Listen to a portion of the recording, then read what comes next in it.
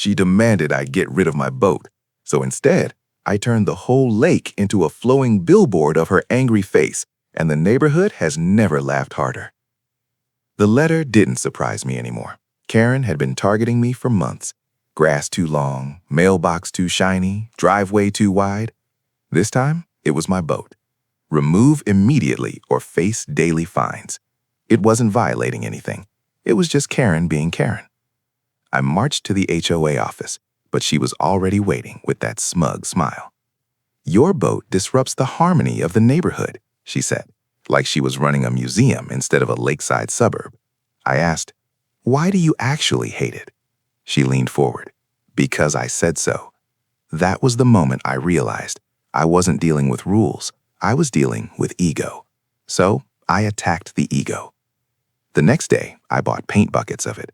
Reds, pinks, blacks, whites. I spread drop cloths, set up ladders, and started sketching. Neighbors peeked over fences, whispering. Kids pointed. Karen watched from her window, suspicious and frustrated, because she couldn't see what I was painting. For 2 full days, I worked nonstop. Then came the reveal. At sunrise, I pulled the tarp off. Across the entire side of my boat, stretching from bow to stern, was a massive, hyper-realistic portrait of Karen's angriest expression. Eyebrows raised, mouth twisted, eyes blazing. I even added the exact phrase she used on me last week, "because I said so." When I backed the boat into the lake, her face glared across the water like a floating meme. Karen walked outside, saw the giant angry version of herself, and absolutely detonated. She shrieked, "You can't do this. This is defamation." I replied, "It's a painting of my interpretation of anger. Looks familiar, though."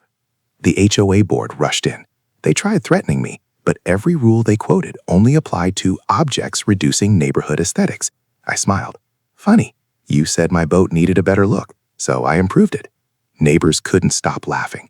People took pictures. Some even paddled up to take selfies with Karen's giant face. The sheriff showed up, looked at the boat, then at the real Karen, and shook his head, trying not to laugh. The HOA finally gave up. Karen locked herself indoors for days. Now, every time the sun sets, her painted face glows across the lake. A perfect reminder. Don't start a battle you can't win. I'm Liam. Subscribe for more HOA madness. Thanks.